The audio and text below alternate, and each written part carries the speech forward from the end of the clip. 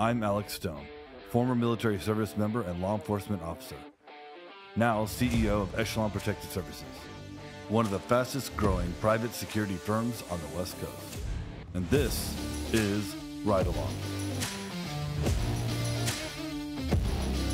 where our guests and I witness firsthand the issues affecting our community. I believe our proven method of enacting meaningful change through compassion and understanding is the best way to make our streets a safer place and truly achieve security through community.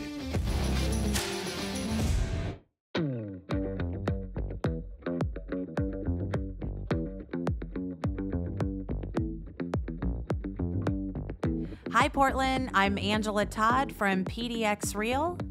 And I'm Jeff Church, also from PDX Real. And we're here to experience, what are we experiencing, Jeff? Today, we're going to experience the ride along. We're psyched. Right on.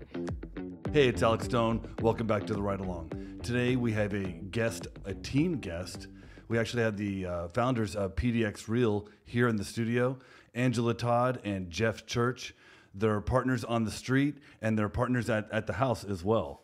And so they're a real dynamic duo. They're here today to talk to us just about really the explosion of the transition from getting news right to your phone on apps like TikTok, Instagram, and just that huge popularity swell that has occurred in our society to want that news quick and easy and fast.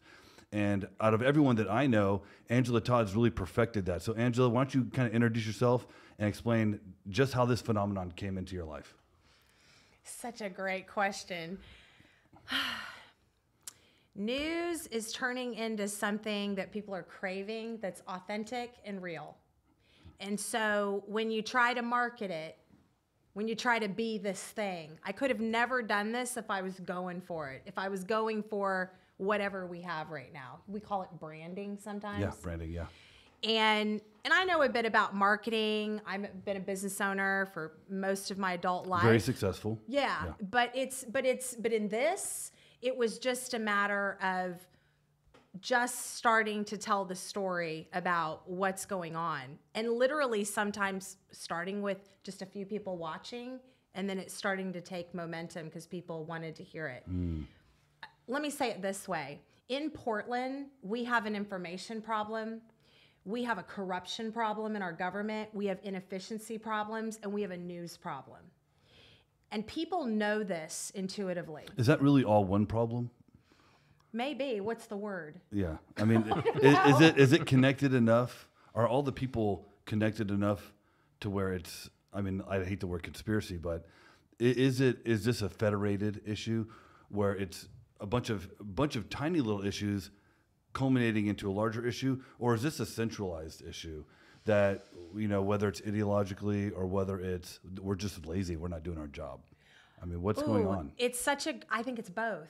Oh, wow, really? I think it's both. I think there's actually people that have a axe to grind in a direction they want to go, and also there's a lot of people that are apathetic and not involved. Yeah. And I think that it's all accumulating to this cancer in Portland. And I think that this lack of truth, lack of insight, lack of desire to want to know what's really going on the street level. Yes, and lack of community. Yeah, exactly. Lack of community, because when you have community and you have somebody across the street and they're camping and they're homeless, for example, I'm talking 20 years ago, 50 years ago, you might go over there and just go, is everything okay? Like, what's going on? Check in on them. We have a community problem. We do. Without communication, you can't have community. And that's really what you're bringing to Portland, and I would even say the nation. You're bringing real communication in real time about real topics that people really care about. And I don't think anyone else is doing it as well as you are. Yeah, I was really frustrated. 7 years ago, Jeff and I had a series of things happen in the city, and we woke up. We went, we have a problem. And I spent a lot of time trying to figure out how I could make a difference in the city. Yeah. And when I actually surrendered and let go, in a way, things started to happen. But I think that the real thing that's been going on is that one person at a time, we need to talk to people. And social media has allowed me to get my message out in a more prolific way than sort of going door to door or trying to meet people through my everyday life to talk to them about what I know about what's going on. Yeah, much more effective. Right. Yeah. And so this wasn't what you always did. You kind of ended up in this space, and from the, we know each other personally. Yeah. From the stories that you discussed with me, your family wasn't really supportive because they didn't understand. Right? Yeah. And wasn't there a point where that transition period happened? And how did that bring wind to your sails? How did that encourage you? Well, let's just back up really quickly. I'm from Indiana. I'm a Midwest girl. I'm an Indiana Hoosier. Love it. And my father is from Michigan, and my mother was born and raised in Nebraska. I come from my parents are the first people in their family to make it to middle class status, and it took them quite a bit to get there. I have a father who's well-read, and you may not know it if you met him, but he has an 8th grade education. So, I, like a lot of Americans, I am the promise of my family, right? They want me to do better than they did. So I ended up being a business owner, and I did fairly well at that, and still have some of I'm still working on my business, by the way. I still do that while I do this. And my parents were having some concerns about what it is I was doing in political activism in Portland, because here you get sort of canceled. People can say things about you. It can affect your business. There's also riots going on. Yeah, it might be dangerous. Yeah. There's a lot of unknowns. People ask me all the time, what's going on in Portland? What's really going on in Portland? Yeah. Right. So I think the unknown is scary. Yeah. So I think it was 3 or 4 years ago, I was down at Bangkok Palace in downtown Portland. I had just launched an Enough is Enough campaign. We got 10,000 signatures in 7 days about telling our public officials, we've had it. We expect the police and the county and the city and the legislature to all work together to help us with our livability in this city. It was about the time people started to see there were problems. That day I was with a banker that I'd never met before. I was introduced to him, and we were having a meeting, and a man went by and busted the window. During the meeting? During the meeting. Wow. And I mean, that just explains it right there. It's on surveillance, and I'm sort of away from the window, but glass hits this woman, and I'm in a full room of, people eating their Thai food. And everyone stops because the window breaks, and people, screaming. And I just real quickly, and I stand up and I run after this man. And this is on surveillance, so I can have a really good account of what happened. Yeah. But I'm like, hey, stop. And I run after him. And the news ended up finding me after I ran after him, got the police to go, and they made the arrest. I'm telling this story because this represents my parents. When my mom saw it, my mom said, that's dangerous to follow That is dangerous. And I kept my space. Yeah. I'm a smart lady. And my dad said, that a girl, Angie, give him hell. Yeah. So those were the kind of relationships that I've had with my parents. Mom's a little bit more concerned, and dad's a little bit more like the rebel. That's where I get that. But once I started to really pour myself into PDX Real, because I'm so concerned about what's going on in Portland, it has had some sacrifices for us financially as a family. And my dad was asking me to do something, come and seeing him, and he's getting older, he's in his 70s. And I said, Dad, money's a little tight right now. I can do this, but I can't do that. Yeah. He's not used to hearing that from me. And because you were dedicating your time to really being that new form of press where you're not making the money that you're used to. Right. Right. Okay. And he said, honey, maybe it's time that do you think maybe it's time for you to stop working on this and really focus on your business and your future? And I listened to him, and I think I was a bit defensive, maybe. I don't even remember. I'm sure that hurt. Yeah. And because making your parents proud is important to you, and then you wanted his support, right? Yeah. And I was like, Dad, I can't, and I have a hard time even articulating how important this is to me. Even though I'm probably one of the most talkative people But he said that all happened, and he came in town this summer, just a few months later, and we were going places as a family, Jeff and I and my father, and people were coming up to us, complete strangers, and thanking us for the work we're doing. And we've grown, to large enough that we're recognized almost every time we're out in Portland now. And I don't mean that from a big head perspective. No, you are. It's an honor to have people. You also have striking red hair and piercing green eyes. Yeah, so people like and I'm recognizable. Yeah. And so, but people's heartfelt stories that they gave us, my dad had a change of heart and said, you're doing something that matters. I'm proud of you. That's awesome. That's great. No, and I'm not crying because I'm hurt. I'm crying because I have put a lot on the line to do this, and it's defied what I should be doing. I'm a creative. My business did really well. I worked for almost 20 years to get to the point that I did in my career. And there's been some grief with why am I so distracted? But the truth is that I had two choices. When you're called, you're called. Absolutely, yeah. And my two choices were drop it all and leave the state and start all over, or fight. Absolutely. Sorry, you guys have been kind of over there. Yeah, I know, exactly. I looked over and I thought, so we were talking about this off air. It's like I talk 10 to 1, Jeff.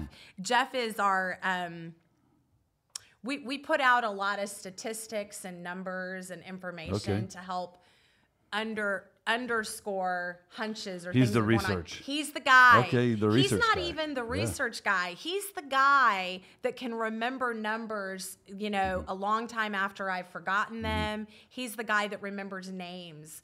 Somebody will come up arrested or in office or donating money to some grant within the city, and he'll remember where they were 3 years ago and who they were associated with. So I was just sort of looking at you like, I'm sorry, I'm hogging. I'm talking. Angela talks a lot. There's nothing wrong with that. Yeah, you're the talent. Yeah. I mean, there's a lot of people that stand behind the camera that are talented, but you're who people tune in to see. Right. I mean. Yeah, and even when I'm posted on Twitter and I do most of the Twitter stuff, it's like they all think I'm Angela, and I have to tell them over and over again I'm not Angela. Yeah. But it's in writing. It's pretty funny. So turns out that the best thing that we can do is shed light in dark spaces. And how are you doing that? Well, Instagram. I told you in the beginning that if I would have tried to put this together, I couldn't have done it. It was a perfect plan, but I'm a planner. But really, from a marketing perspective, I've been that way with other businesses. Like, I'm going to do this, and I'm going to market this way, and I'm going to say this, and that didn't work. That didn't work with this. What worked with this was just starting to talk. And what happened is the more that we expose, the more that people find us, and they expose more for us. So I think we're part community reporting. And when I say community reporting, I always want to caveat this. I'm not saying that we're journalists. What I'm saying is we are reporting community news. And that doesn't even mean that we're the community reporter. The community is reporting, and I'm telling. Yeah, so you're more of a platform. Right. For community reporting. Yes. And you're taking stories of the day and retelling these stories for the community on their behalf. And how they relate to the community in a larger way. Like, for example, we had a person contact us recently who said that their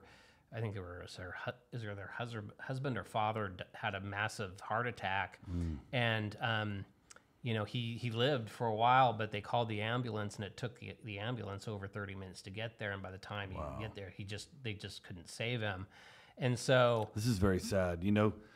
Late in the 50s, when house fires and commercial fires were no longer prevalent because of fire suppression systems, the fire departments were losing their sense of who they were. Yeah.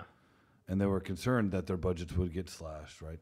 So they purposely reached into the hospital and pulled those medic units, those ambulances, into the firehouses, and they all retrained and became medics. Yeah.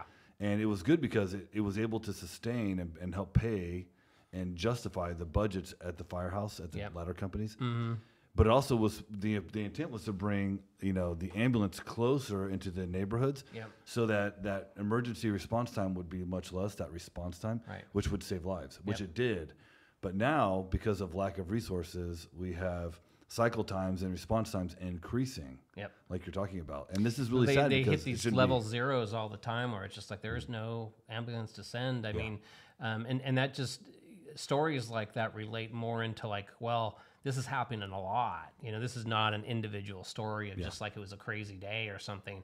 Another interesting story on the same topic was that, you know, there was a well-known story about a local chef in town who was riding her bike on 26th and Powell and got hit by a big truck. And she laid in the street again for you know, almost 30 minutes waiting for an ambulance. And they didn't relate that part of the story. It was just like, oh, this is horrible. You know, bike safety is not good in Portland. And we need more barricades. And we need more Let's barricades. get Peabody on that for But millions the real of dollars. issue was if they would have been able to get an ambulance there in 5 or 6 minutes, they might have been able to save this woman. It would have been a different story, you know. But they want to push it as like, oh, it's about you know, that people are riding bikes, that it isn't safe. And, you know, to a degree, that's right. I mean, you ride a bike in an urban center setting, it's not safe. And I mean, I would argue that most people who ride their bikes in an urban setting know that. You know, I used to do it myself quite a bit when I was a younger man.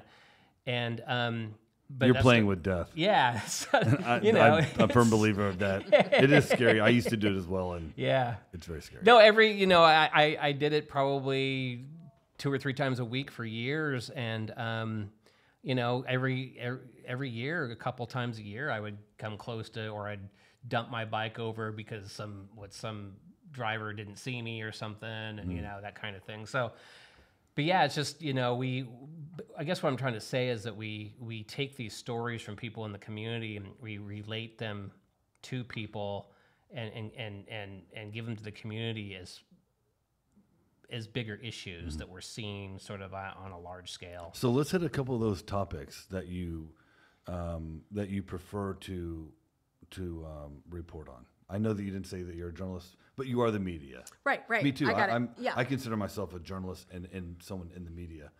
And I report on security issues, law enforcement, emergency services, and community issues. What's your heart about? What do you really care about? What topics are you that, you know, give you a burden on your heart? What are those topics? I know we talked about human trafficking. Yeah. The increase of female population among the homeless currently. What are some things that are really right now a burden in your heart? Well, this isn't like the sweetest, softest thing I can say, but I think that how things revolve around for me is whenever I see things that I feel are kind of injustice or shouldn't be so, I get really activated about it. And so when it comes with women, for example, that are out on the street, we know that we could go over different stats that people have released, but we have the likelihood of a woman being sexually assaulted out there is extremely high. And I would say it's 100%, but I've been told it's only 85. The statistic that for chronically houseless that was shocking to me when we heard it, but it's been released by various even nonprofits, is that the average amount of time it takes for a woman to get assaulted once she becomes homeless is 36 hours. Yes. So I mean, it's just it's that dangerous out there, and to have these people be like, well, we shouldn't sweep, we shouldn't, you know, get in these people's way. It's just like, you obviously don't understand how dangerous it is for people out there.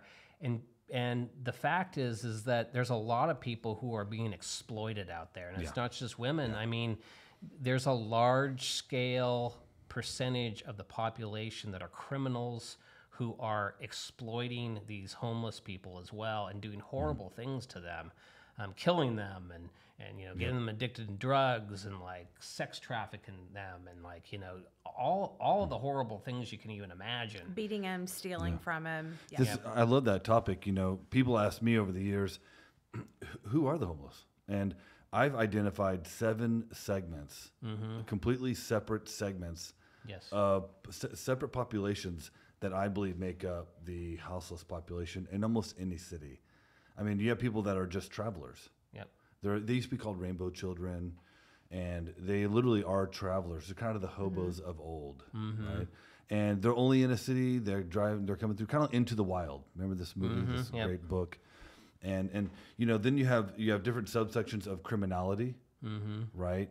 You almost have a Romani style that are travelers but are a criminal type of class, and then you have that true criminal class that are part of a criminal organization. Yep. And then you have the juvenile population. Or children. The old gutter. Remember the gutter punks? You don't really see gutter punks. Remember how they used to, in Portland, you'd be downtown and there's the gutter punks are like they were called Portland Street Kids, PSK. Yeah, right. Is their gang name. Yep. They're underneath the Sick Boys, who are underneath KRB, who are underneath the Gypsy Jokers. Yeah, right. The PSK were the juveniles. Yeah. Who hadn't done time, and so they would run all the drugs. Right. Yeah. And then you have that certain percentage of people who are they get released from prison. They're used to prison life. There are people who can't get housing because of their background. Right. And they run camps like prison yards, basically, where they have a shot collar and, that kind of thing. I mean, we've done enough outreach into some of these camps, and you see it. I mean, it's just like you have a couple people that sort of control what happens. That's right. Like Kevin Dahlgren calls him, he'll call him the mayor of the camp or whatever. That's probably a more appropriate term. I don't know if they were elected, but right, exactly. That's what he says. I don't think he's elected. We use street terms. I mean, it's a shot caller. Yeah. They run that block. Right. I call them a block captain. Yeah. Or a street, and they don't have to be gang affiliated. No. But it is someone that has respect of the people in that area. Yep. And they offer protection. Yep. And the protection isn't necessarily always part of a racket. Right. To earn money. Sometimes they're just generous and they do offer their protection. Right. You're sort of thinking about it in terms of whenever you see a pride of lions, you sort of have the head lion. Mm-hmm. Oh, yeah. Yeah, that's what you have. And you can have good lions and bad lions. Just exactly, yeah. Just like Simba and whatever that other guy's name was. Yeah, I don't know. Good question. I'm not a Disney person. But, so, and then you also have the just mentally ill. Correct, right? Yeah. And I would say there's the mentally ill. There's people that use so much they're in drug psychoses. Right. I've been on a call with a lady who ate half her arm. And 9 hours later, she was completely normal. Right. When we contacted her, she was, speaking with a British accent, and walking like a crab. Wow. So that was a meth-induced psychosis. But then you have the chronically mentally ill who truly are mentally ill. Right. So, and that is a definite segment. Yep. And they're probably committing crimes, and there's a lot of people too that. So we think, and there's different levels of mentally ill too, right? Because you could probably say. From talking to people on the street, almost all of them have a level of trauma, right? So you could characterize that as sort of mental illness in a way sometimes. We talked to a guy recently, and he's a pretty normal guy, but he'd obviously had some problems in the camp that he was in because another guy was saying, well, he punched me in the face the other day, and blah, blah, blah. And so we talked to the guy, and he's just like... He seemed nice to me. He was not, yeah. But he'd been living outside of his home since he was 16 years old. He was living while in some apartment with like 3 other guys that were all criminals that were, robbing people. And that was his experience, right? So he's just had an incredible amount of trauma. He went to prison for a while. He gets out.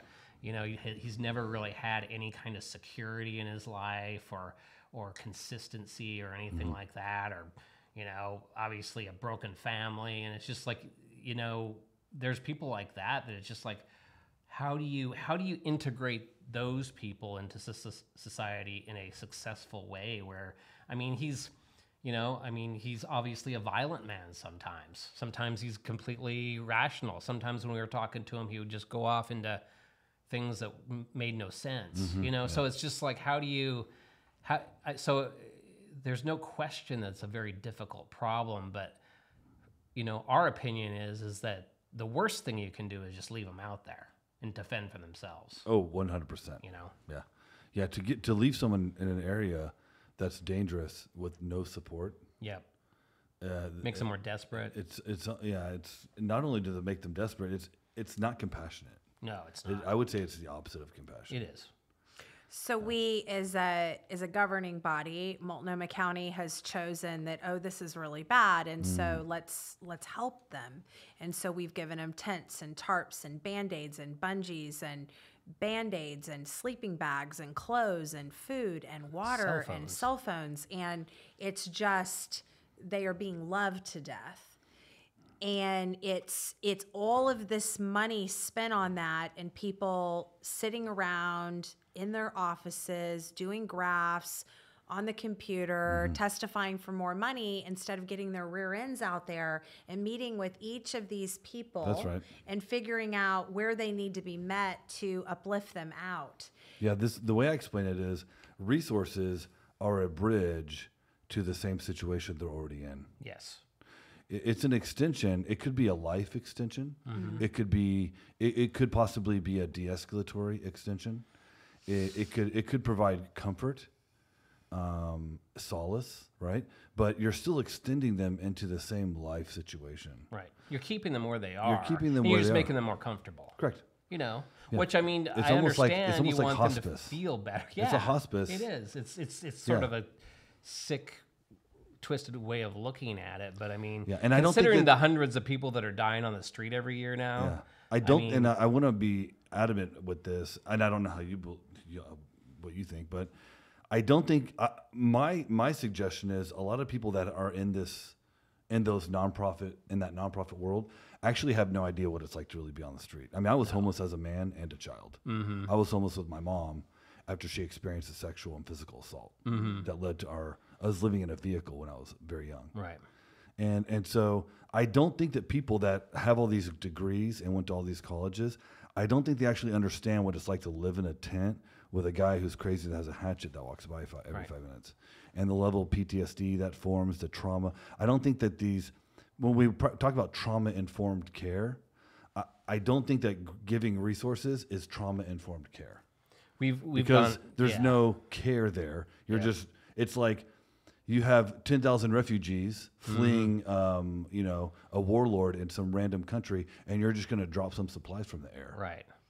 Rather than go in there, stop the war, Yeah. get refugee centers, get the children care, give them education, help them rebuild their society. I mean, we're talking. This is what is needed in this urban environment, right? So as I see it, and I spend a lot of time thinking about this, as I know you two do. The way I see it is we have two problems. The first one is starting with ourselves. So what I've started to do is start to think of, this is from a lot of conversations, a lot of people, I started to think of myself as a navigator. So beyond PDX Real, beyond what I'm doing there, I started to think of myself of who's in my neighborhood that's experiencing problems, or who do I know from PDX Real that I can be of service to. And I can't do it for everybody. It's a big problem. But like, for example, there are a handful of people that usually it's 2 or 3 at a time that I'm in constant contact with that are in different places of homelessness and so forth. Our friend Chad, I came to Chad late in the game. He's a former retired military, had some alcoholism problems, was having trouble navigating through the housing voucher system, which is a whole very big tough. mess. Yeah. It's And, extremely difficult. Yeah. And we worked on kind of trying to figure out a right place to have him so he was safe. And then he was in like a shed in somebody's yard over in Southeast that was letting him sort of be there. And then he's sober now, and Jeff and I are big bourbon and whiskey people, so I was like, we can't have Chad with us. And I mean, because he was new in sobriety. Right. I mean, course, it's yeah. funny, but it's also just It's reality. Smart. Yeah, it's smart. Right. Yeah. You And don't I want even them- told him that. I said, Chad, I'd have you, I trust you. I've been around you enough. He'd been to some of our PDX Real stuff. I'd have you stay here. But, we have a lot of bourbon and whiskey around. And I think that'd just be weird. And he's like, oh, I'm not looking for a place from you. I said, it's okay. I want to help you. But anyway, gave him a lot of moral support. And he has a place in Vancouver now. That's amazing. There's Wow. another gal, and I won't say her name. Chad's been on my stuff publicly, which is why I'm using his name. But another gal, her boyfriend was selling and doing drugs. He passed away of a fentanyl overdose. She had gotten in touch with me as a follower, started talking to me, very young woman. I had gotten in touch with her again after those women bodies started being dumped, because those women fit a very specific profile. This is a series of murders, we will call them deaths, that occurred in the Portland area. They were occurring to women that are local to the inner city of Portland, but their bodies are being found in common spaces outside of the city. Yeah, their bodies are being dumped, so it has to be a murder. But anyway, and it's a serial killer. But anyway, so this gal fits the exact profile. We'll come back and do one on that. We'll come back on that. We're gonna reel in on that. So this particular gal, over the course of time, tells me that she was using fentanyl too. Yeah. You know, first it was her boyfriend, and he passed away, and she was scared and whatever. She, anyway, she finally got clean. I mean, there's a whole story there, but That's I'll amazing. skip through it. Wow. So she gets clean. She gets detoxed. She's going over to Blackburn, which is 122nd and Burnside. And she's describing to me how much she likes them, but it's hard to go to her in appointments because she's wading through drug dealers to the point where they are putting it in their fentanyl hands. in her They're hand, set up outside. you know? And anyway, so I just check in on her, you know, hey, how you doing? What's going on? You know, and like, she's like, I really look up to you. And I'm like, we can get this done. And she comes from a rough background. I mean, she just does. Anyway, she was living with her father. We were talking about that. I just talked with her, and I'm checking in on her, and she writes back and says, my dad just died. I don't know what to do. And so I pick up the phone, and I call her. She doesn't answer, and I'm like, and at this point, I don't know if she's using again or what's going on. Don't even care, actually. Care about her. Yeah. And I know that she's living hand to mouth, and without, you know, if your dad passes away and you have a place together, there's weird stuff. And she's also just outside of addiction, which anybody who knows about that knows that your brain isn't quite firing on all cylinders. And so, you know, I feel like it's my job as a woman who's almost 50 and who has some wisdom and is also a survivor, that I can help one person. I can help one young woman who's 21 years old and, you know, and where she's at and meet her. And so I think I would like to say that, and maybe I should have said this first, but one of the things I think we can be doing is thinking about who's around us and who we can touch and impact around us. When we talk about what's missing in terms of community, I think that's what I mean. Yeah. You know, 50 years ago, we had more community centers. We had more people went to church more. Well, people are more just overall civically engaged. Right. All these fraternal orders like the Eagles and the Elks and you know, the Scouts and all these organizations were completely filled. Memberships were closed. Yeah. Yes. Right. And now they're down 80%. Right. And what we're doing is we're all busy and we're all doing our thing and we're on our phones, we're watching TV, and we're just like in our own little world. And it's like we're not giving. And the other thing is there's so many people that I meet on a regular basis that are not alive right now.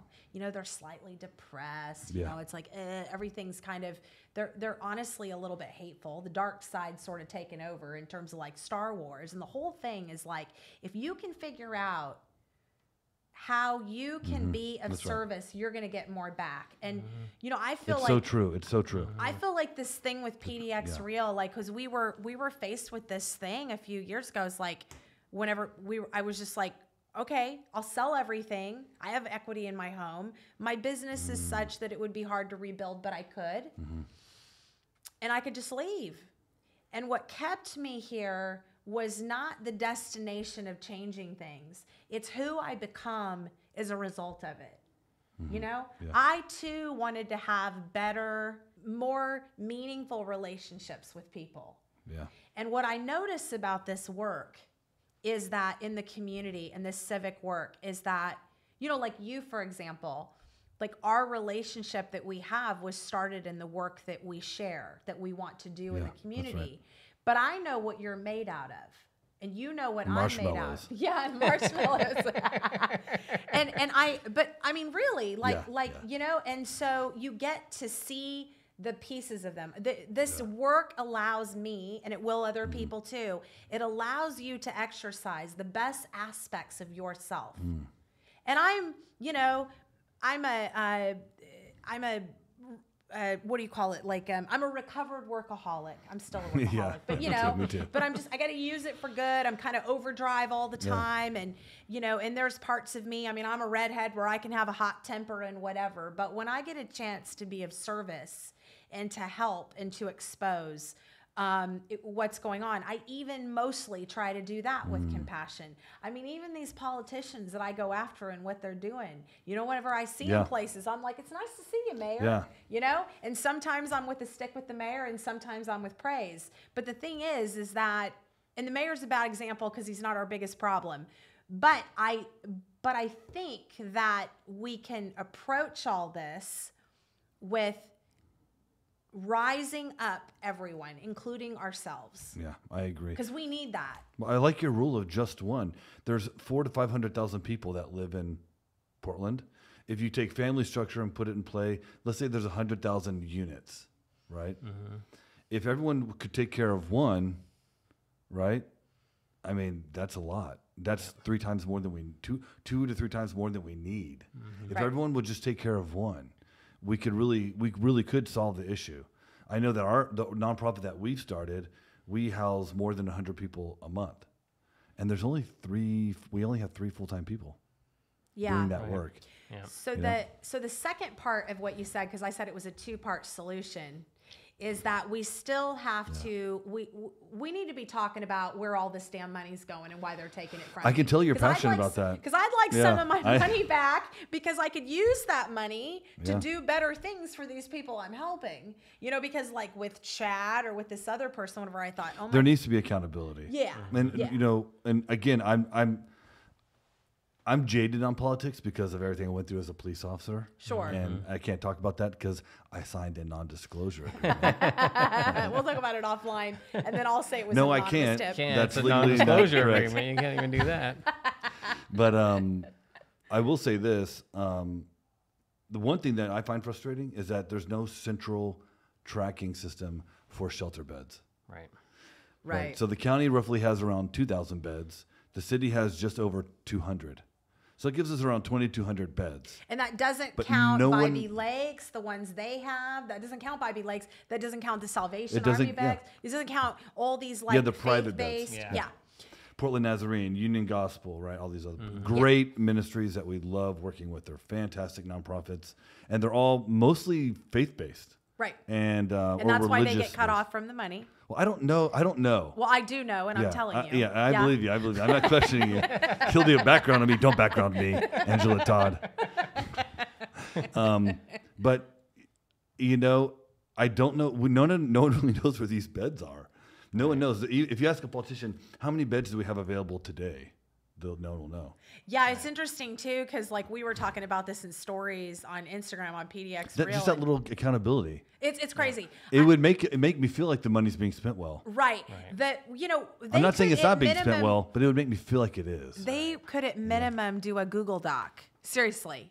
To give you a juxtaposition for the audience to have a juxtaposition from what I would say is just these heavily ensconced elements that are surviving for decades, and they're just doing their own thing. Yep. We got together as a group of people, and we had a barbecue on July 4th in Old Town. We fed around 520 people. I think we handed about 750 meals out. Mm-hmm. And, during that time, we were able to get people into shelters, but we talked to a lady named Hannah, and she wanted to get into recovery. So we set appointments for her with our team. The next day, she did all the paperwork. And then the following day, 2 days later, we took her to Hooper Detox. Mm-hmm. If you go to Hooper, you need to have a bed. So that's why it's important to get all your paperwork squared away the day before. And we already had her bed squared away. So now we know exactly how long she's going to be in Hooper. She wanted to stay at least a month. And now she has a bed that she's transitioning into that has her name on it. Great. But this is very easy to do. This is something that... This is not easy for everyone else. Right. You have figured out through trial and error how to do the steps. It's just paperwork. But if someone is on the street and they're trying to get clean... None of the people that did the paperwork work at any of these places. Wow. We're just volunteers doing paperwork. Yeah, exactly. And so anyone can do this paperwork. You don't have to even be a referring agent. The people, they don't even need to know who you are. So to kind of follow up, I like to chase the rabbit. I call it chasing the rabbit, right? So to kind of follow up, I really want the audience to know that this isn't something you're doing to make a lot of money, right? This isn't a monetized platform. You have, how many followers is it now? It's close to 70,000 on Instagram, and then between TikTok and Twitter and Facebook and YouTube has very little.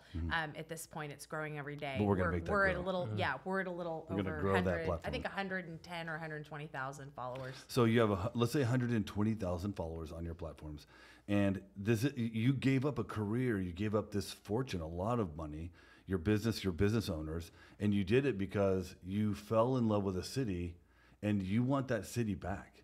Yeah, right? and in terms of what we gave up, we're still. It almost feels like I'm a creative, and I'm sort of a freelancer. Jeff's a broker, and so what we do is we spend enough time on that so we can at least pay our bills. That sounds tough. And then we spend the rest of our time doing this. Yeah. And so So we are working constantly. Yeah. And so you're not getting paid by some dark money somewhere to be some political activist. You're a political activist because you see a need and you see something that has to really change. And if it doesn't change, we could possibly lose our city. Well, yeah, right? I mean, the whole reason we did this and started to get involved is because, we chose this city. I moved here 30 years ago, and I chose it because I loved it, and it was clean, and it was safe, and it was beautiful. It had great food. It had great, I'm a musician. There's great music here. So it was just like a city we both fell in love with. We're both musicians. Yeah. We're both creative people. Like it is an art city. It's a city of art. It really is. Yeah. I mean, and to a lot of people's point, I think the first room that I rented in Portland when I first moved here was $400 a month. Wow. So it's a little bit different now. Yeah. And to people's point, you can't live. It's much harder to live here as a musician or as a young creative because it's so expensive. When we started seeing things like sort of slowly sort of lose grip with that original feeling and the part decay of it, starts to set in. And part of it was because it had grown quite a bit, but it changed a little bit through that growth, but it wasn't like dangerous yet or anything like that. It's still almost like a village community. It was still felt like a very smaller community. I mean, compared to any other city, even Seattle, it feels just much smaller than Seattle.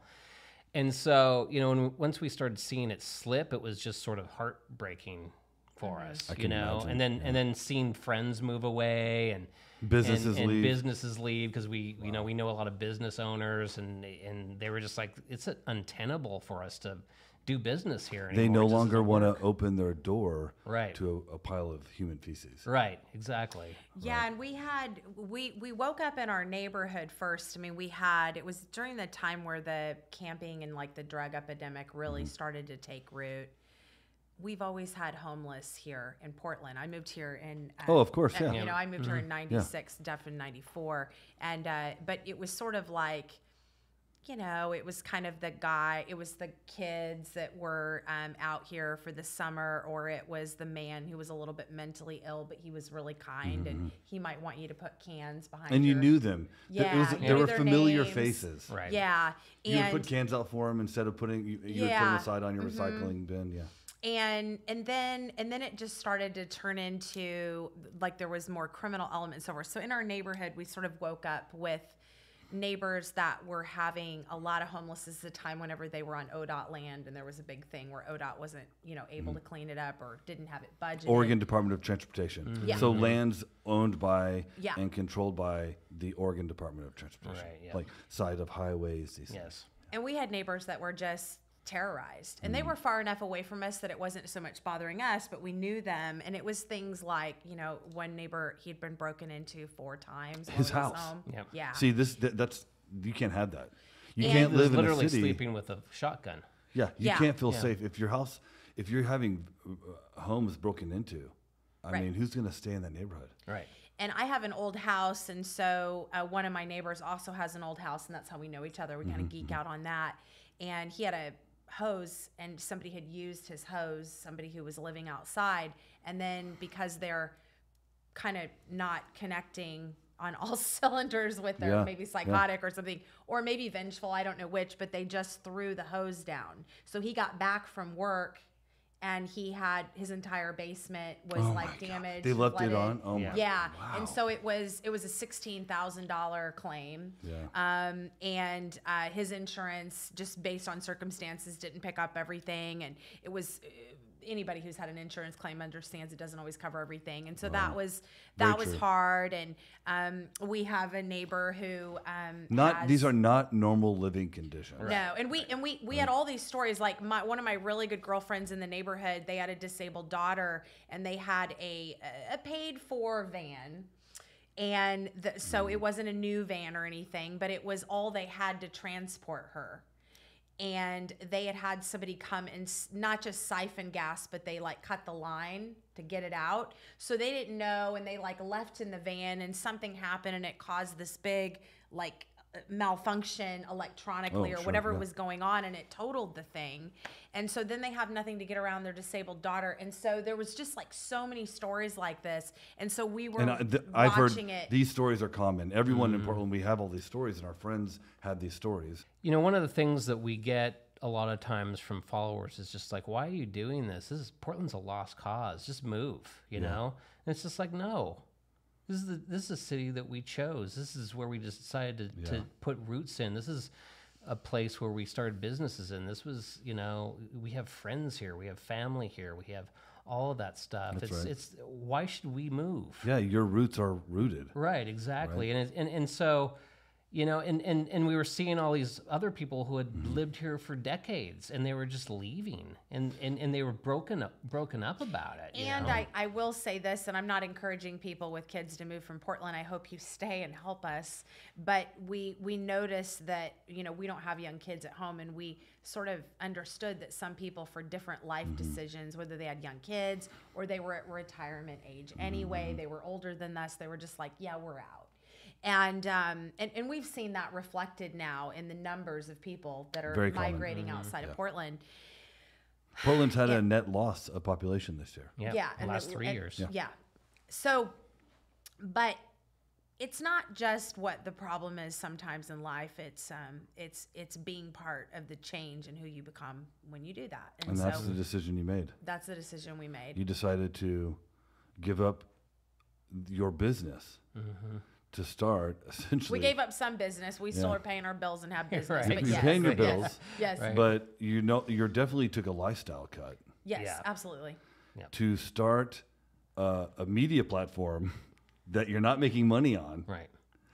In order to, essentially, because you want to engage in political activism, you want to uproot corruption, because you want the city to go back to how it used to be. Right. But I want people to know that there's more to you than just that, right? I mean, you're out there helping people as well. Yeah, so it was kind of like PDX Real is hard to define for people, for me, and I'm still learning how to define it. So it's part, we have whistleblowers that come in and give us information that we get out and expose things, and then it'll help us unwrap more of a story, because we have so many followers now that they'll tell us things about it, so we can really get a sense of what's going on. We also we have some human interest stories, and sometimes it's just documenting what it is that's going on. Like, for example, I had an American flag that was outside of my home, and it was stolen, and I have no idea who stole it. Someone stole your American flag? Yeah. And I don't know if it was somebody just going by being funny, or it was somebody that was anti-American flag, or it was honestly somebody who was transient and just thought, oh, I'll take that. I don't know. But, or it was kids. I just don't know. Yeah. But like, I had put that in stories and said, and somebody from Twitter said, I'd like to get you guys an American flag. Oh, that's awesome. And so they sent it to us. And then Allegiance Flag Company saw that I said that on stories, and they said, we'd like to send you one. So then I did a reel about that, and about what the American flag means, and what I think it means. And because we're at this time right now where patriotism can be a little bit off-putting for people. And so it's really, I think what we're doing is trying to like bring people together in community. And I think that's what we're sort of missing in a way. I think that all these problems can be resolved by an involved community. Yeah. Whether you're thinking and I agree with you. Engaging with the government on civic affairs, testifying, making your voice heard, voting, but also like helping the person next door. How many people anymore like know that their neighbor 3 doors down, whenever we have a weird snow or an ice storm, go and just take care of their driveway? Like, when's the last time you did something like that? Or you're like, you know what, I mowed my grass and I'm just going to mow theirs just for the heck of it. Or I made cookies and I'm going to take them down and introduce myself to this person. So you're going for civic and community engagement. So you're kind of like it sounds like you're a news platform that is trying to increase community engagement to bring awareness about political issues that have turned our social ills awry. Yeah, and I think that one of the problems of our modern society too is that people have this idea that, if I just vote right, things will be taken care of, right? Yeah, like it's a magic. Yeah, like exactly, it's a magic wand. Right. And it's just like, well, that's not not enough. It's hard to do 30 years of bad policy. Yeah. By hoping that one politician can change it all. Can change it all. And they really can't. It really does take every bureau accountability. Yep. You have to look at everything and you have to say, no, this we can do without, or we can do this works better. There's periods of reform like this. Yeah, I mean, one of the things I think we do well is that, when there's a policy thing that comes up, like a House bill or something like that, is that most people, they don't know about it until they are looking at their voter pamphlet or whatever. They don't, and they read a couple paragraphs and like, okay, yes. But there's always way more information and people pay to be in the voter pamphlet, and most people don't know that. I didn't know that. Yeah. You pay to do that. I could be in the voter pamphlet? Yeah. Well, if you have a standpoint on a measure, et cetera. Right, so yeah. So I'm glad you came in today. I know I kind of have a better understanding why you created PDX Real and why essentially you put your entire lives on the line to do it because you love the city. And so, what I would like to do is I would like to kind of go out into the city. That's what the ride along is really about. Yeah. And go into some areas and talk to some homeless people and ask them what kind of they need and what they expect from the city. Yeah. And we're going to ask them directly, hey, is what the city doing, is it helping you? Yeah. Right? Because we have jobs. We're middle America, and we can always sit here and complain and say, this isn't right, that isn't right. But let's actually talk to the people who are being affected by the policy, and see what they think about the policy. Absolutely. Let's see what they think about. Can you find a shelter bed today? Yeah. Right. Right. How do y'all feel about that? That sounds great. Okay, let's go.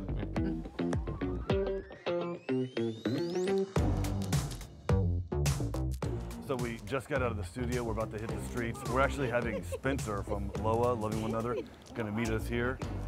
We have the lovely couple in the back, right? And he should be here any second. What up? Good, bro. How are you? Hi. What'd you get for lunch? Yeah, what'd you get us for lunch? What'd you get us for lunch, bro? Well, I was moving this furniture around for the hairdressing place right here. Yeah. And they bought me lunch. Good to see you. It's nice to see you. Good to see you again. You too. How you doing, sir? I'm Jeff. Spencer, nice to meet you. Nice to Jeff. meet What's up, bro? Yes. Good to see you, Hold on, brother. buddy. Have you had bread before? Like, geez, No. my hand. Where is it? Hand disappeared in his. Right here on 11th, break bread. Is it the sandwich shop? Yeah. Big man across the street bought it for me. Yeah. Have you ever had break bread before? That place right down here? They're like, you gotta try it. You want to eat your sandwich? So I can wait. I'm doing intermittent fast, so I gotta wait at least an hour anyway. Okay. Yeah. Okay. Are we recording? All right. Yeah, I mean, she Emergency thinks I'm call. great. We got to The hit the minute she resource sees center. me Get with some you pants. guys, We I'm got gonna have to do something that submission, needs to be but that's fine. de-escalated for our security team. Oh, okay. And so we're gonna head out there. We'll see you there. She's like this, All right. So we just met up with Leif, but he got a call. We have a woman at one of our properties that needs to be de-escalated. So he's gonna roll and go get her some supplies. We're gonna meet him at the resource center. So you have a resource center that has clothes in it, and That's right. so Supplies. supplies. So where are you getting the clothes from? We get them donated from all different types of nonprofits, government agencies, private funding. We even have clients of mine that are security clients that will put out donation boxes at the entrance of their buildings, and so we'll pick that up weekly as well. And then a lot of these are donated to the nonprofit or the security company. Okay, Yes. we're good. We're ready? Right. Awesome. You gonna throw it in the truck? How's it going? Anything? Pardon? You need anything, brother? You go? Need cigarettes or anything? Want cigarettes? Sure. I'll grab one in my truck. Okay, all right. Coffee shop's looking pretty good. Yeah. Yeah, it does. I was surprised. What kind of smokes you got? What kind of smokes? What kind of smokes you got? The cheapest things I can buy. I don't smoke. I just buy them for people out here. Yeah, I got it. We have a lady who makes all our cigarettes for us. Yeah. So we buy tobacco in bulk, and she makes like a couple cartons, like 5 to 10 cartons a week, something like that. Oh, wow. That way, all my guys, it's very de-escalatory. You hand them out, right? Yeah, Calms yeah. people down. Right. That's another thing, like law enforcement, you can never do that. Well, Right. I used to all the time. But So what's the purpose of giving the man a smoke so that next time if you need something, he He's like, remembers oh, you? you're a cool guy. you're building a relationship. Yeah. Okay.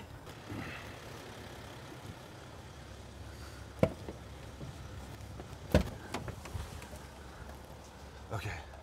But we're going to go to this place. They are a client, but they don't want us to film their people on site.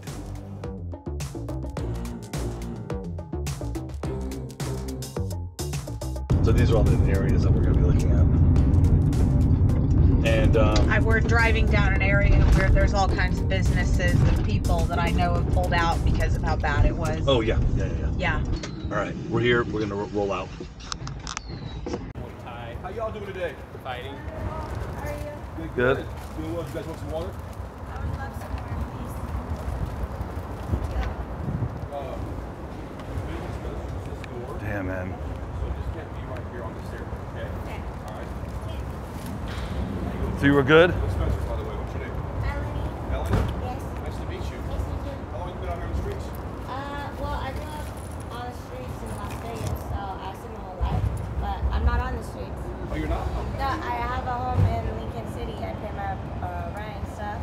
I'm a crafter. I make What's up, bro? things from, I'm like, Alex. trash or like. Do you really? Yeah, I do. Or like say Sergio, cool, man. something- I just How long wanna you been on the hear. streets for? Say you have something that 5 years? you used to have. And you want to stay on the You streets? really want it, right? But now you kind of Yeah. evolve and change, and it's no longer Yeah. what you feel like, so you want to throw it away. Yeah. So what I do is I'll come in and I'll take that stuff Yeah. and I'll reamp it and I'll give it This is back a little to bit you. safer area, And maybe? It represents you. So you're still able to Yeah, utilize yeah. it, but We're filming a documentary about how it's it's in Portland. Yeah, I So- kind of got stuck out here because I went looking for my mom.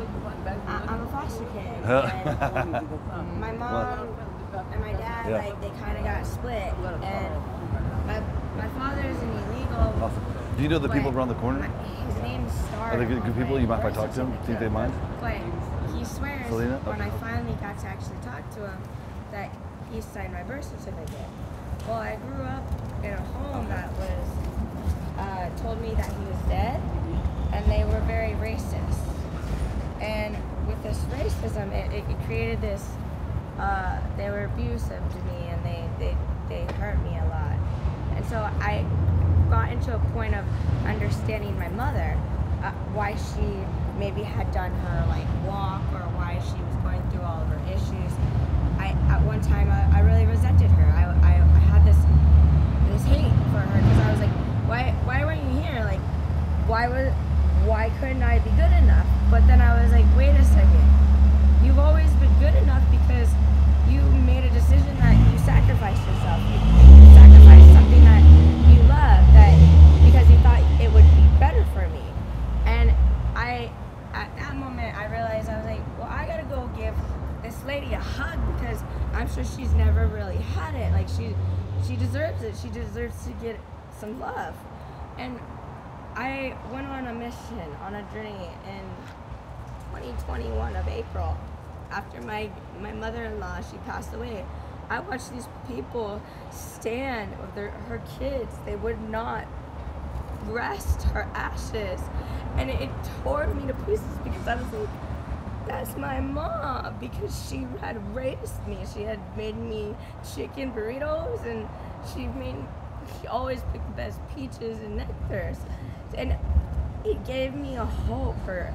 And so when I watched her kids just lay that down, but they couldn't put it to rest, I made a decision. I was like, this lady had walked back every time she tried to come back, but they had so much hurt that they just kept pushing her, but she always came back, and eventually she passed. And I was like, I don't want that for my timeline. I don't want that for anything of me. So I went walking, and I had asked my kid's father. He had went into addiction, and he had told me, he's like, TN? 24-hour. Is it a man? Yeah. Is he houseless? So I Googled, and Alpine. TN. It's on Lancaster, and it was the 24-hour.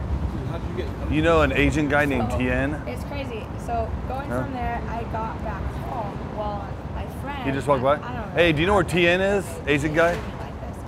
My TN? friend came She's and looking for wanted him. to go to the Northwest warehouse. I've never been. And Um, it's a place where like they do EDM music, or like there's different. So DJs, that guy, his name is and there's- Sergio, I think and it's Sergio said that Sound TN walked by Gas like 5-10 minutes ago that way, was the DJ. but he doesn't know where he It is. was just like the beginning of this Yeah. month. Well, We're shooting a they had documentary tried to, about like, homelessness in Portland. feed me. So we walk around. We're also a nonprofit. We try to get people into shelters at the same time. So I had felt a certain way, and I was really real close Okay. to Portland. I was up in Beaverton. I was like, you know what? I'm gonna take a chance for me. Oh my God, that's awesome. Just yourself by yourself? That's amazing. Last I time met him talked one to her, day when his camp was on fire. one day I she drove told Oh my by gosh. because I was lost. I didn't need to ask her any And questions. we got him out of anymore. the tent. I didn't ask her. I didn't have her. Yeah. I was like, I then I went Wow. to Goodwill. I got all tents. Yeah. I took them stuff in. And I have been listening for over a year now. Several others. Yeah. I got my car full of and all. Yeah, yeah. It's just a hassle. It was just Happenstance. yeah. I Yeah, just wow. went the wrong way. Yeah. My The tent name, was on fire. everyone calls me E. And I just it was right like that. Yeah, yeah. Jumped out of my car and And so when I see the E, he I had was a like, big I'm gas going the tank right way. right I'm next supposed to to the be where I'm tent, and I supposed to just go. threw. Well, just I got there. Got Yeah. to Portland, and I came down to Very Portland. sad. Now what's amazing was there was this bus driver. I really wanted Yeah. to talk to him, but I don't want to talk to him. Sign that was in the Of course, yeah. I don't understand what we're doing here. Yeah, it's so sad, isn't it? It is. This is weird. I tried don't. to get him to come. This isn't helpful for me. I mean, I don't know how to act Oh, nice.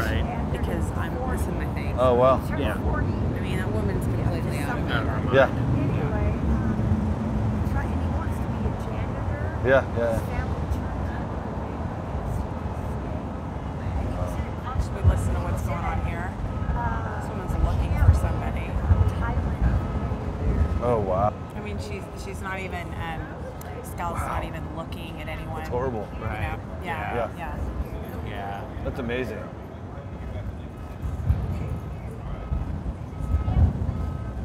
Yeah. Patient man. Patient man. Gotta be. Yeah. Let's see if these guys are wrong. These guys Oh, I'm sure, yeah. This is amazing. This town is amazing. Yeah. These people, can I share one thing with you? I had gotten sick 3 years ago. And Sister, I had sister, cancer. listen to me. I had Listen to me. cancer. Sister, listen to me. No one, You are no at one it. You had are. taking care of me at all. But the people at Delta Park, underneath the bridge, those people, they were tearing out buckets of my puke and making sure I was able to rest. They put clothes on my back. They took care of me. They've been the most kindest, most generous people that I've ever met. They're on my being so journey. good to you, so you're living like this. Well, I choose to. I like to live in the land. I'm native. I like to put my feet I'm in native the- too, but in I the ain't living in dirt. puke. You know what I mean? I mean, but- what do you? I mean, But come really, on. like, I'm not living in puke. The only thing that I really am living in is, hey, there's so much hate that is to different nationalities or different cultures, or the way that you think or how you feel. There's no validation, there's no connection. And to me, it doesn't matter how you sit or what you look like or where you be. I was taught that, honestly, I was sold into trafficking. I've been a check for anything and everything, told that how to dress, how to act, how to walk, when I could talk, and I was mentally, emotionally, and physically abused. So when I come out here, these people, they're honestly the realest people. They'll help you out. If you need some water, they'll get you some water. You're not concerned about being out here at night, being subjected to more trafficking? No, I see the people that are in the cars. I see the people, it's a whole profession. It's like, it's a whole circle that is so linked up. You know that there's a series of girls that have been murdered and their bodies dumped, right? That are your age? You know this. I do understand that, but okay. Honestly, that when you put love to it, when you say, oh my God, help me, and you say, my God, may the dark souls have the same love that you give to me. They deserve it. You shine such a light and a love to it that there's no helping. I don't know. Yeah, they stop talking to you. They stop looking at you. They walk away from you because the love is so strong within you. That where are the guys at? I just can't.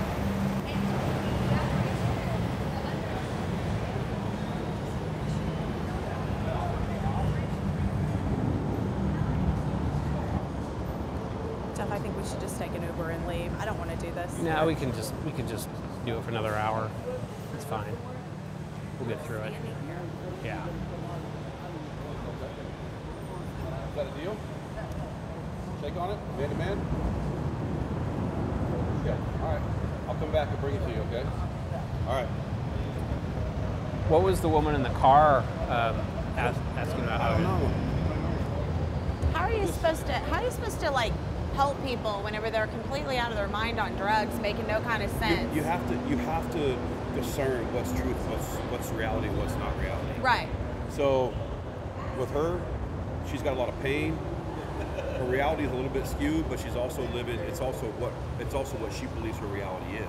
Yeah. So she probably doesn't even live in Lincoln City, but she maybe lived there at one point, or so that's why I told her I'd come back and talk to her. And so in order for me to get her busted in Lincoln City, I got to be able to call somebody and verify that she lives there. So yeah. I told her I'd come back and we'll see if she does. I'll take her down because they got a bus that leaves at 2 o'clock. I have one at 10:10 and one at 2. That's easy. I can go down and buy a $20 ticket. She can go back home to her family if that's legit. How do you find out if that's legit? So she has to provide me with a number that I can call. Yeah. I'd have to be able to talk to somebody. Yeah. Otherwise, because you can't send somebody's house that's here, right? House is somewhere else. Yeah. No, people totally. do that. I mean, people in cities do that. They send them to Portland all the time. I mean, clearly she doesn't have an apartment in Lincoln City. Obviously. Yeah. She's using some blues. You can tell she's using fentanyl too. Yeah. So, yeah. So. Yeah, she's not able to even focus when she's talking to you. No, she's emotional. It's sad is because, like, this is the kind of person you want to get off the streets, right? Well, I mean, she's in danger out here. She's in great danger. And she's already talking about it anyway. I'm like, do you know? She's just saying how great it is out here, and it's just like. Yeah. This is my cousin JJ. Oh. That's my goddaughter. His daughter Lainey. Nice to meet you. Yeah. Jeff, nice to meet you. Hi. I'm Angela. Oh, Nice to her meet name you. is I think Debbie, and you know Tien, Vietnamese guy. Yeah. Right on. What's that? Kind of like 40 years old. She's been helping him for like 6 months after his place burned down, and so she just comes by every day, tries to get water. So I said, if we see Tien, we'll say, we'll let him know that you're. I don't know. You look mean as hell. You got a big old head. You got a big old head. Over there said he knows her. Yeah. We'll provide them with a 6-minute tent, and he said he'll set it up and move all this stuff out. He's built like a brick house. Yeah, he is. You should see him go down the stairs. Good with that? Well, he likes to get tires, and so we'll like hang up a Yes. tire, high, and then grab that tire and just swing on it. Yeah. That's how that head got big. When he was younger, it was a lot smaller and cuter. Right. It's muscle now. It's all muscle. All this muscle from his face. Are we following you guys? Yeah. What was the woman in the car asking you? Okay, so there's we know him. He's a gentleman named Tien. So people are still using Vietnamese. needles. He's actually he was like in a camp in Thailand for years. Oh, like a refugee camp. He's a refugee. Yeah. And so. Well, I'm glad that you can get your stuff back. He's a refugee, and also he. Hey, Spencer, I'm sure that guy means her well. That guy right there? Yeah, Sergio. she's in big trouble. Yeah. Yeah. Good news is It's probably already happened already. yeah. And yeah, so yeah. she's looking for T, and she comes by every day. Uh-huh. Just knows him. What's up, brother? What's the water? See, you got the necessities. You got your beer already gone. Hey, what's up, young lady? Hello. Rick, what's up? I saw you guys when you Hey, came. Rick. Hey, what's Thank up? you. Thank you. Hello. Panama Duran is coming. Who? Panama Red? The last one Who's the last one? to the right. Me? Duran. Anybody. Oh, yeah, yeah. Baby King is coming. Oh, who's that? From here, the United States. Oh, for Here? reals? My God. Oh, nice. Can you imagine the rats here at night?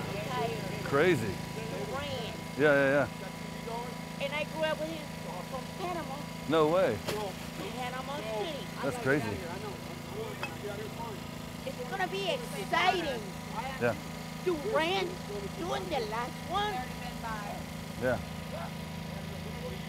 Oh, Sugar and Leonard gave up. He retired Yeah, he did. after he and Duran won for the boxing. That's right, that's right.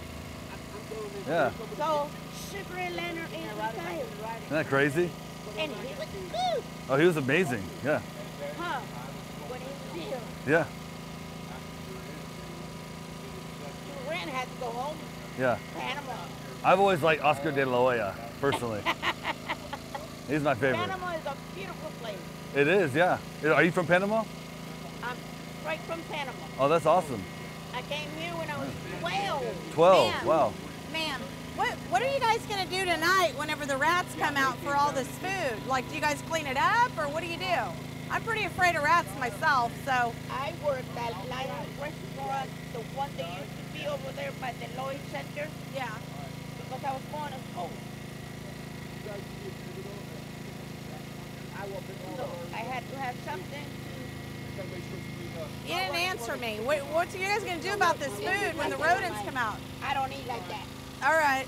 Paella, yeah, from Panama to Boca, and tamales, wrapped in banana leaves.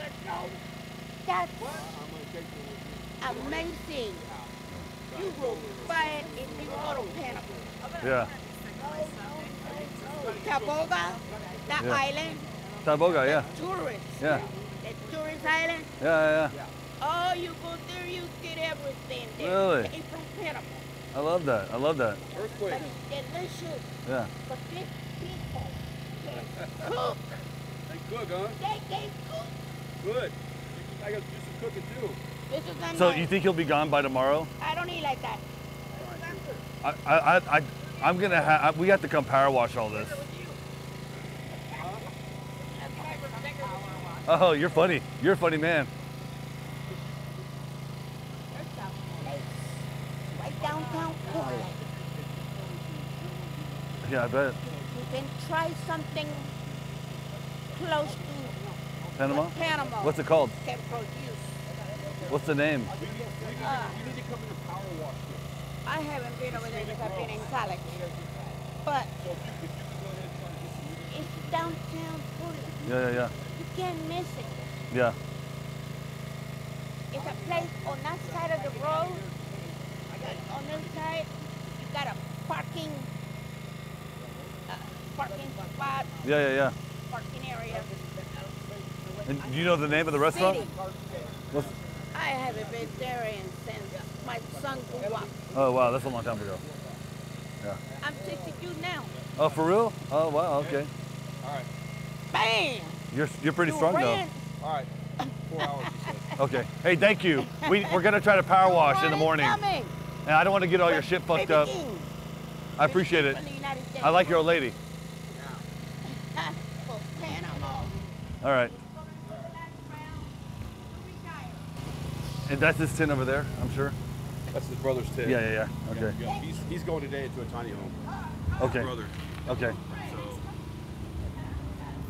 So this is a difficult spot over here. You have a lot of mental illness over here. You got it everywhere, but especially this one right here, this block. And it's really like, and the hygiene over here is really, really bad. Worse than anywhere else I've seen. It's pretty bad. It's so industrial that they don't care as much because it's not as residential, so people aren't walking around. I've cleared this block. Not cleared it, but I've helped this block 3 different times already. And this is a spot, like, it's the trees and everything. Trees, else. the shade. Yeah. You get shade in the morning and the afternoon because of the trees. The sidewalk is quite wide right here. So this is, for some reason, it's been a real trouble spot. So. Is this company a client? Yeah, there's 4 blocks here. Some by one How person. long has this been here? Oh, just a this couple days. particular, really? Yeah. I mean, but it's constant. I mean, there used to be like 30 tents, 40 tents on these 4 blocks. Yeah. And then we came through, we worked with them. We had them install things like this, right? Right. And then it usually stays clear. This is as bad as I've seen it. I mean, and he's gonna move today. I told him we gotta come and power wash, you know. And they're not giving ADA access. The encampment over here, they're literally blocking all the power to the building. And it's at a fire lane, and so legally you should be able to. As the property owner in Portland, you should have the right to access the outside of your building, right, at all times. And they're not, and they're only using the front entrance because they can't get through here. Yeah. Yeah. So, yeah, it's tough. It's tough. And hopefully that guy's gonna get into a tiny home today. Again, Spencer's been here for 3 days working the solution. Right. The gentleman with the cap and the blue shirt? Correct, yes. Uh-huh. Yep. So you guys just have space at this place at 122nd and Burnside, and they No, we have to call every day. You have to call and schedule every day. Okay. And confirm, reconfirm every day. I don't do drugs. I can talk. So, have you ascertained what's going on with them? Have you ascertained what's going on with them? He's going to go to a tiny home? They're both going to. So Chuck's supposed to be going today, and Rick is supposed to be going next week. So I don't know what's going to happen with her though. So I'd like to get her inside, but she's hard to deal with. So have we identified if it's mental health or if she's been drinking? Like, it's mostly alcohol related. Okay, that's what it seems like to me. Yeah, it's mostly alcohol related. She's actually, I wouldn't say intelligent, but she's not. She's like smarter. alcohol. Yeah. Well, they start drinking early, all day. Oh, yeah. So. And all of this stuff is theirs as well, I'm assuming? All of it, yeah. Oh, this is nothing. Usually it's a lot more than this. Usually it's like 10 broken down generators. That's when the Jenga, man.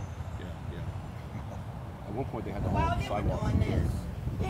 Hey, do they talk to you about getting into a shelter, into a tiny home? Did they talk to you? Did you guys talk to you about getting into a tiny home? Get you off the streets? Oh, Have they talked to you yet? I have that. You have it? Yeah, we found it.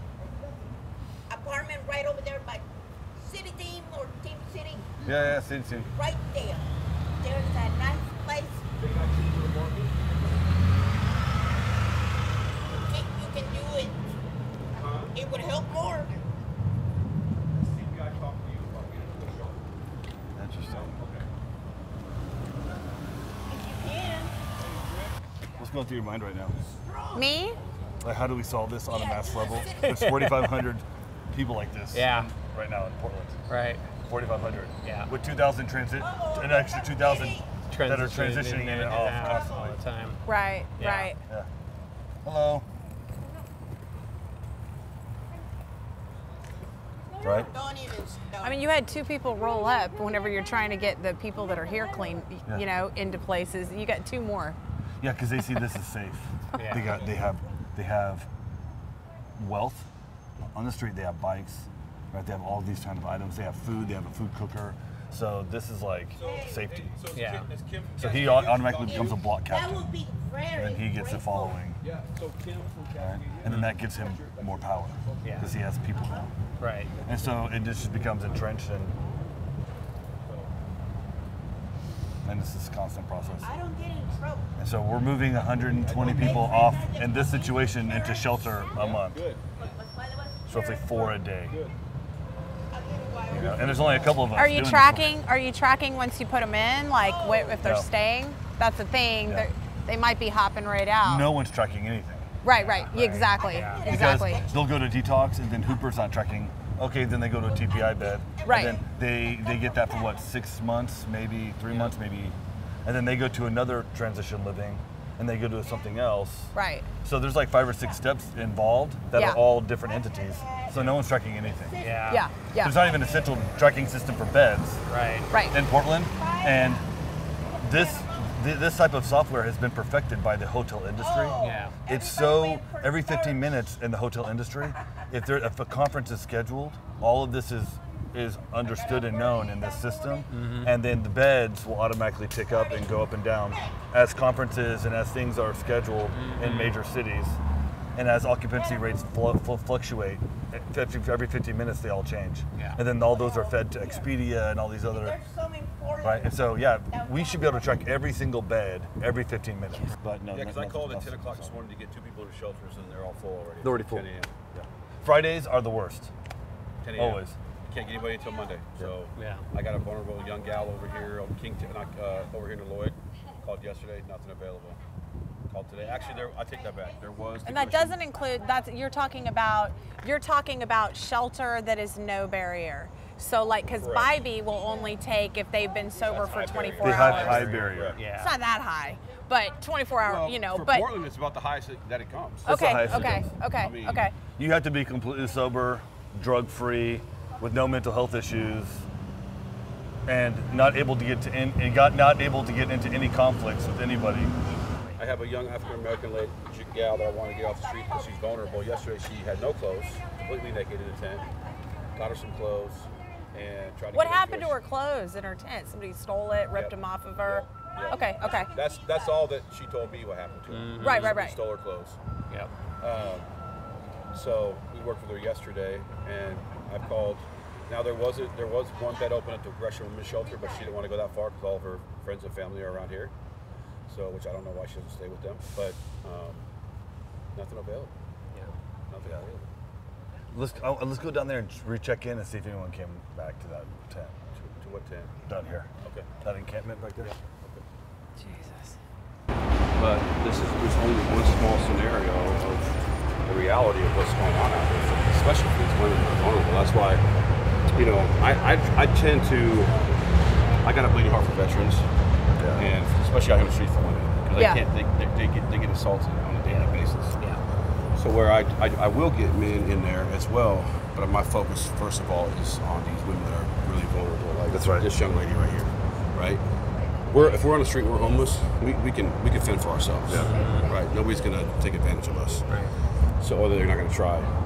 These women right here, people are gonna take advantage of them. Yep. For sure.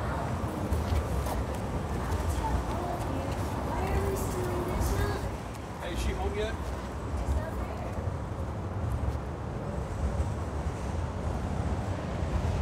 Hey, for real, like, how well do you know Selena? I know him well. We gotta get. I already worked a deal with him. Okay. I worked a deal I with mean, him. this is dangerous, bro. Like, you know what I mean? Like, Yeah, I worked a deal with him. I'm gonna come back when I'm done here. I'll come back, bring items that you wanted, and you can go from there. Okay. all right, All right. cool. All right. Good. Thanks, Sergio. So, how you doing? Appreciate it, bro. No, it's hard, but it's worth it. We care, And then Like Reed and I, we own Echelon. We're putting $16,000 to $19,000 a month into the nonprofit ourselves. Yeah. Like we pay for Spencer and Terrence's salaries. Yeah. Everything else we do, everyone else we hire is paid for by other entities and contracts. But I mean, we see the need, and I just gotta help. Because my background originally was nonprofit work. Yeah.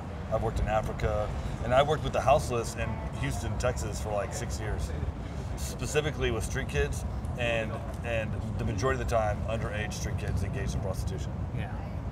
Right? And so, this is hard work. You ready? yeah, I'm ready. All right. Did you see the most recent where all the things that they bought that were released yesterday, including a boofing chair? The boofing chair, they literally bought directions on how to stick drugs up your ass. Our government. They have pamphlets. Pamphlets, you know? The county's paying for that? Yeah, so that you can stick drugs up your ass. Foil. It's part of the harm reduction. That's harm reduction. Yeah. Nothing can go wrong there, right? Yeah, right. We want people to be able to safely put drugs up their All we ass. need are we need 100 Spencers on the street every day. Yep. That's what we need. We need an army of 100 Spencers. We don't need to pay for fentanyl. No. We don't need to pay for straws and foil and I don't even. Talking points and meetings to discuss it. Hospital again. Yes. A very large one. Yes. Yep. So that we can keep people that have drug-induced psychosis or mental health problems that is not fixable, at least they can have somewhat of a normal existence. Yeah. Right, that they're not being victimized and harmed out here. Like the gal that was on there, she talked about the echelon officers or whatever over there. Yeah.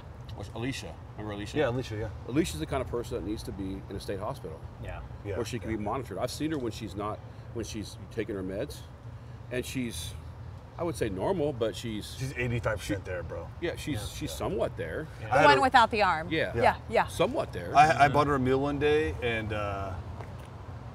literally for an hour, we literally sat and talked for an hour, and it was completely normal.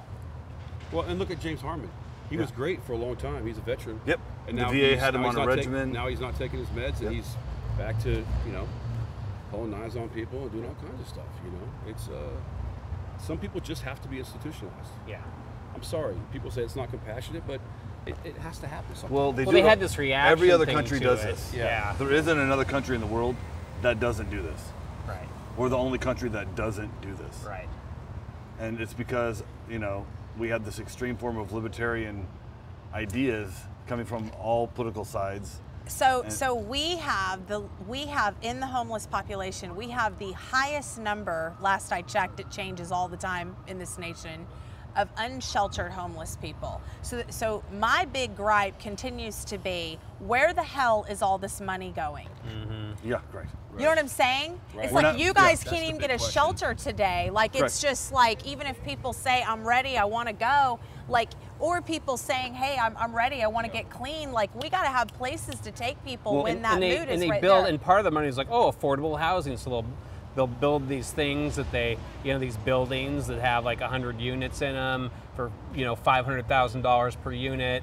And it's just like, it's a big celebration. It's just like, how would any of those people be able to live in an apartment right now? How can they pass the background checks? Yeah. I mean, those even people don't even have IDs. That was always my pitch, was, hey, this can't, I know you're not living your dream. Yeah. How do I help you start that process today? Like when we did the barbecue the other day, and we ran into Hannah. And Hannah was like, oh, y'all don't have any food? And my wife and I were like, we're gonna take you to Subway right now. So we talked to Hannah for like 5 minutes, and I was like, let's get you off the streets. And she's like, we need detox. 3 days later, we got her into Hooper. We got all the paperwork done. We got her a bed before we got her into Hooper, because you have to have your bed assigned at a shelter first. And then we were able to step her in, and that's one person. How is detox off of fentanyl? I mean, is it similar to heroin detox, or is it worse? I actually don't know. Yeah. He might know better. His background is worse. medical. Yeah, I think they come down quicker. Yeah. So they require more. Yeah. Right? Really? Yeah. Wow. So with the fentanyl, they usually like to smoke about every 2 hours. Yeah. So do they give them like Suboxone? Is that what they do? I would imagine, yeah. Yeah. Now, the problem we're having on the streets is, because the chemical precursors are always changing for this synthetic fentanyl, synthetic heroin, the half-life of the Narcan is shorter than the half-life of the actual opiate that they're taking that synthetic fentanyl. So you can Narcan to someone 4 or 5 times, they're okay, they don't want medical help, they'll walk away, and then they'll end up dying 6 blocks away, because that Narcan wore off so quickly. Yeah. And so they get, and this is just a new thing in the past month. Wow. Because the drugs change. That's why if emergency services show up, they usually still take them to the hospital. Oh yeah, They usually don't let them just walk away. Well, they can't not. They tell them, but they constantly are walking away. Fire's telling me that. They are. Yeah. They have the legal right to refuse medical. Yeah.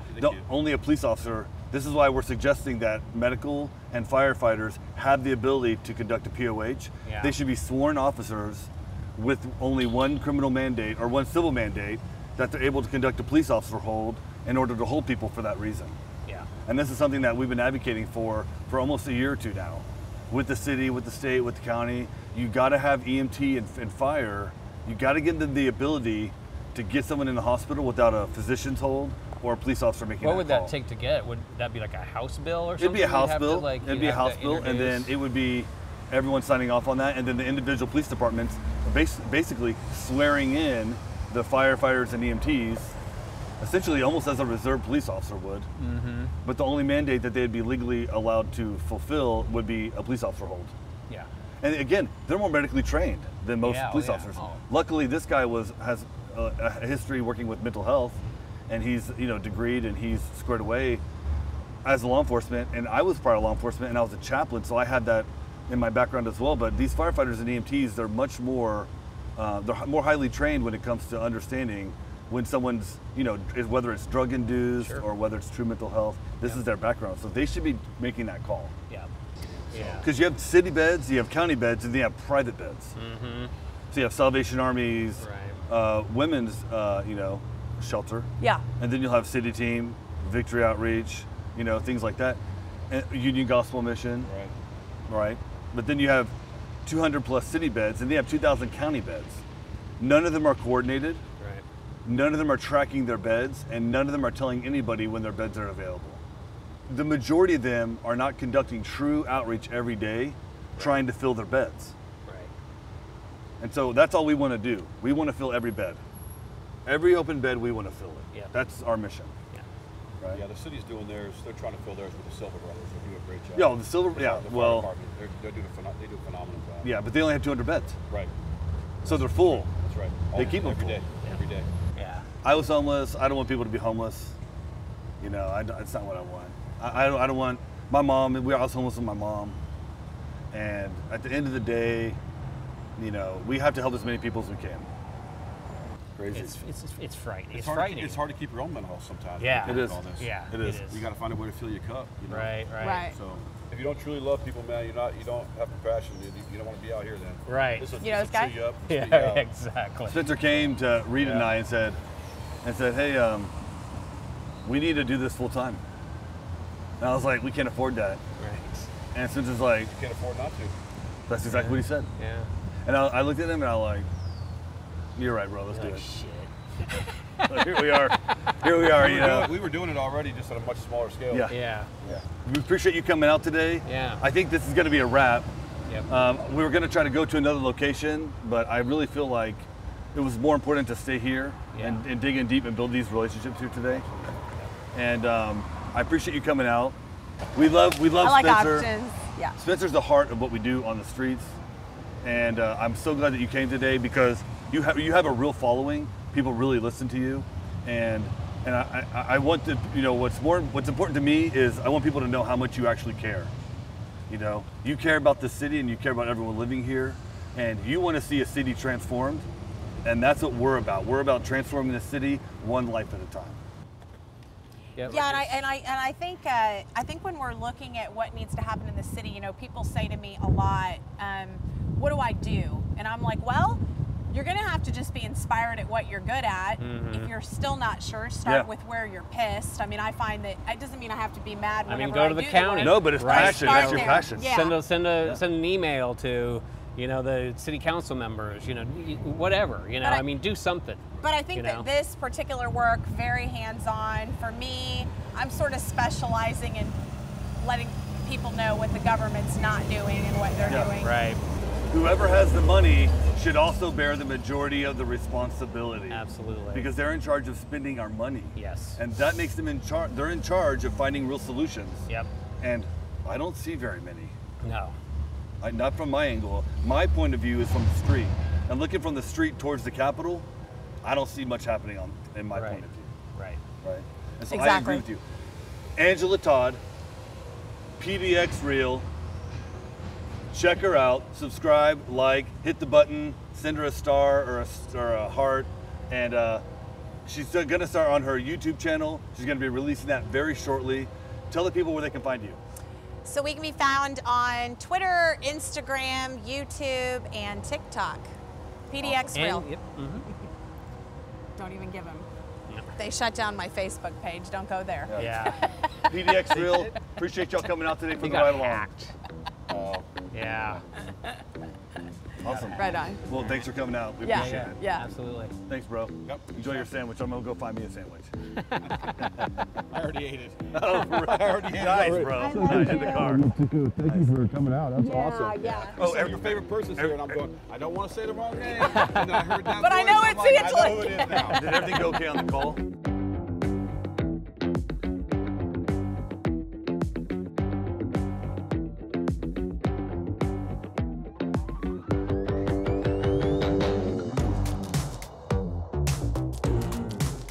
Yeah. Already got that. Did on. you notice that you were like standing right on their machete when you were talking to that lady? No. There's a giant black machete on the ground. That's why Stand on it? the reason I was standing where I was standing was because I was strategically positioned, and I guess we could put this on the camera like an after cut or something, but I was strategically standing where that lady was so that none of those people could run and grab that machete and attack any of us. That's why I was kind of positioning myself between, and then you stood right up, and I was like, I hope she knows that there's a machete right there. I clearly didn't. No, it had a black blade on it, which it matched the concrete because it was all black from the dirt. All right, PDX Real, check them out.